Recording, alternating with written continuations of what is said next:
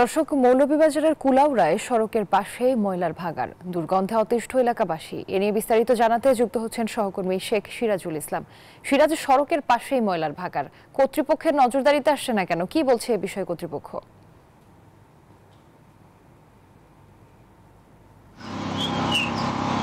ধন্যবাদ রুবা। আমি এখন দাঁড়িয়ে আছি মৌলভীবাজার জেলার কুলাউড়া পৌরসভার একদম সন্নিকটে ময়লার বাগার।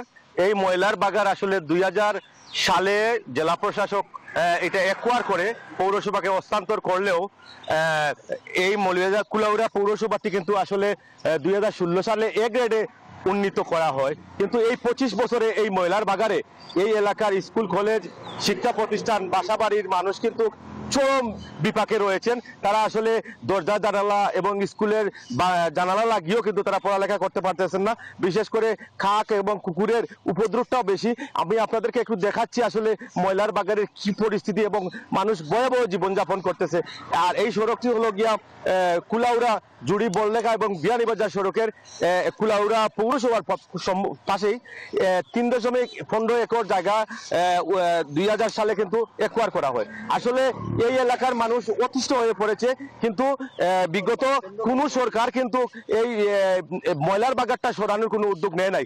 পাশাপাশি এশিয়ার বৃহত্তম হাওর হাকালুকি হাওরও কিন্তু এই ময়লা আবর্জনা বর্ষার কালে রাস্তাঘাট এবং হাওরে কিন্তু পরে কিন্তু ফসলি জমি নষ্ট হচ্ছে। আমি এখানে কথা বলবো এই এলাকার একজন বয়োজ্যেষ্ঠ আঙ্কেলের সাথে। আঙ্কেল, আসলে আপনারা কি অবস্থা? আমরা ময়লার এই অতিষ্ঠ যন্ত্রণায় আমরা ঠিকঠাক পারলাম না।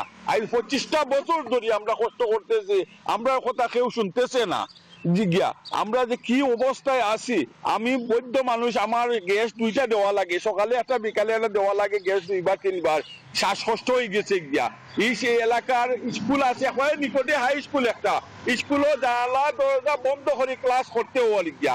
আমরা বাসা বাড়িতে থাকতে হইলে আমি চাই সরকারের কাছে এই আমরা এই কথাটাই মুক্তি, ময়লার যন্ত্রণাটাই দুর্গন্ধটাই মুক্তি দেওয়ার লাগে আমরা বিনীত অনুরোধ করি। আর আমরা বাঁচাইবার লাগে আমরা কথা কেউ। ধন্যবাদ। আসলে যেমনটি শুনছিলেন, এই ছিল মৌলভীবাজার কুলাউড়া পৌরসভার ময়লার বাগার থেকে আমার কাছে সর্বশেষ তথ্য। আমি ফিরছি স্টুডিওতে রুবার কাছে। রুবা।